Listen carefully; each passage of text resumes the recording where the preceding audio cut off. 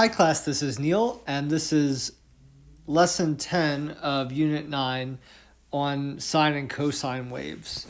So today we're going to be taking a look at the sine and cosine equations. We'll be defining some more features of those equations and graphs, amplitude, which we talked about, frequency, which we talked about, period, which is slightly new, and midline. And then we'll be looking at an example that you can use to answer the problems that follow. All right, I'm actually going to transition to the slideshow for the first portion where you can take some notes. All right, so there are two sort of standard equations for sine and cosine. The sine equation looks like y equals a times sine of bx. A and b are both numbers or constants.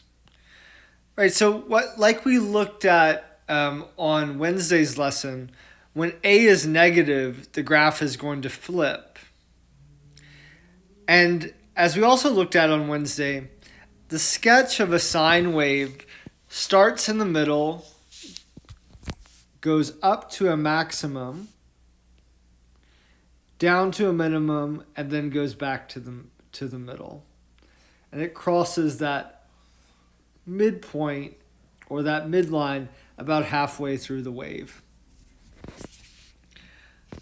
All right, so the cosine, and that's one cycle. The cosine equation looks the same, y equals a times cosine of bx. When the a value is negative, just like in sine, the graph flips. And the sketch for cosine, as you can see, starts at the top, goes down to a minimum, and back up to a maximum.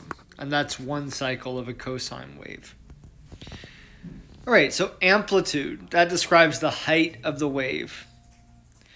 And what that is the same as is the absolute value of the a value.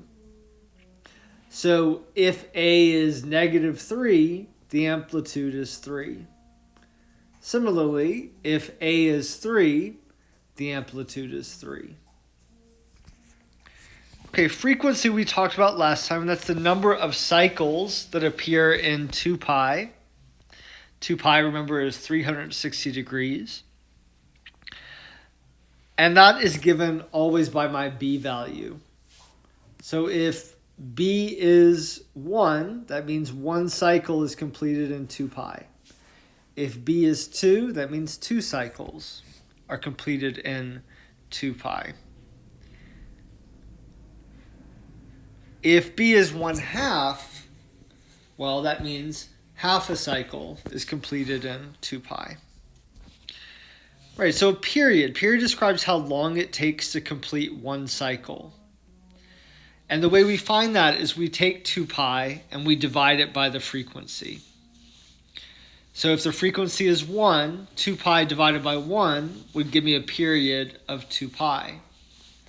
If the frequency is 2, 2 pi divided by 2 would give me a period of pi. So 1 cycle is completed every pi. Finally, the midline. So remember from the last lesson, the midline is really the imaginary line that we can sketch right through the middle of here the sine wave and here the cosine wave. So it's the line that runs through the maximum and minimum values. And we find that by really just finding the average of that maximum and minimum. And by that I mean we add the maximum and minimum and we divide by 2. All right, so let's take a look at the example problem. Oh, don't want to see him. All right, so here we're asked to graph y equals 3 cosine of 2x on the interval 0 to 2 pi, and then find these different aspects of that graph: the amplitude, the frequency, the period, and the midline. Okay, so let's see how that would work. All right, so I'm going to go ahead and write below that sort of the standard cosine equation. So a cosine of bx. Okay, so first of all, amplitude. Remember, amplitude is really the absolute value of the a term. A in this instance is 3. Let's do that in a different color. A is 3. So the amplitude is 3. The frequency is the same as the b term. So that's the same as the frequency. So in this instance, the frequency is 2. So that means we go through 2 cycles in 2 pi.